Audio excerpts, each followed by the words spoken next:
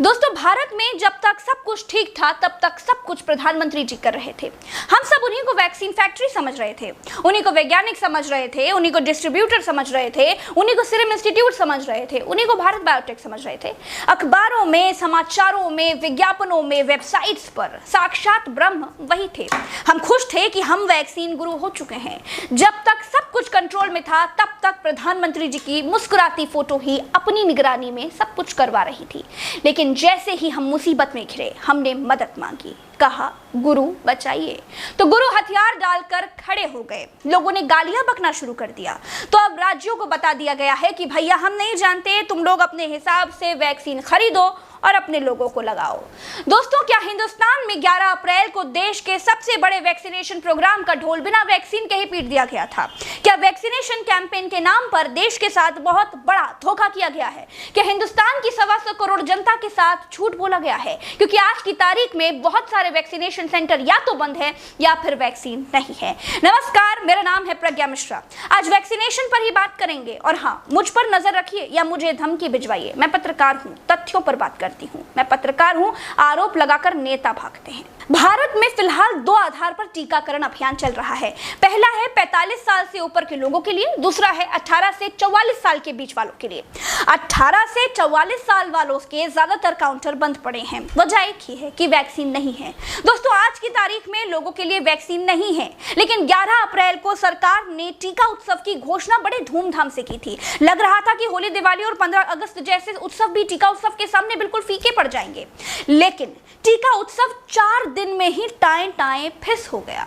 तमाम राज्यों ने वैक्सीन ना होने की शिकायत की है। सवाल यह है कि जब आज वैक्सीन नहीं है तो क्या टीका उत्सव के लिए वैक्सीन थी?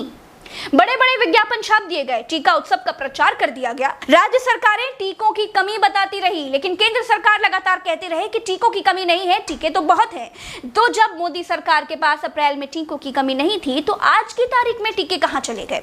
देश में इस समय तो कोई रैली भी नहीं चल रही है, तो फिर कहां जा सकते हैं? इसका तो साफ सा मतलब है कि प्रधानमंत्री जी की सरकार अप्रैल में देश की जनता के साथ झूठ बोल रही थी। दोस्तों, मैं एक सिंपल सा गणित आपके सामने साझा करती हूँ कि देश की आबादी है 125 करोड़। बालिग आबादी यानी 18 साल से ऊपर की वोट देने वाली आबादी है लगभग 100 करोड़। एक आदमी को लगते हैं 2 वैक्सीन, यानी देश में 200 करोड़ वैक्सीन की खपत है। क्या 200 करोड़ टीकों का प्रबंध सरकार ने किया था? जवाब है नहीं। तो सवाल है कि टीका उत्सव का प्रोपेगेंडा किस लिए किया जा रहा था? जवाब है इमेज चमकाने के लिए। देश के साथ झूठ बोला जा रहा था। जब वैक्सीन का इंतजाम ही नहीं था तो 18 साल से ऊपर वालों को फर्जी क्यों जोड़ा गया? हालत यह है कि ना बुजुर्गों को दोनों टीके लग पा रहे हैं, ना ही जवानों को। कोविन ऐप पर 18 साल की कैटेगरी में वैक्सीन बुक ही नहीं हो रही है। बीजेपी की मोदी जी की सरकार ने राज्यों को वैक्सीन देने में अपने हाथ खड़े कर दिए हैं और कह दिया है कि अब अपना अपना देख लीजिए। इसीलिए राजस्थान सरकार समेत भारत की तमाम अलग अलग सरकारें खुद वैक्सीन खरीद कर लाएंगी और अपने लोगों को लगाएंगी। यूपी और राजस्थान समेत 7 राज्यों में टेंडर भी जारी कर दिए गए हैं। भारत के स्वास्थ्य मंत्रालय के मुताबिक 114 दिनों में पहली और दूसरी डोज मिलाकर देश में 17 करोड़ टीके लगाए जा चुके हैं और लगाई जानी है लगभग 200 करोड़ डोज। 10 मई तक 18 साल वालों को केवल 20 लाख टीके लगाए गए हैं। आप खुद समझ लीजिए, यह है टीका उत्सव के बाद का उत्सव।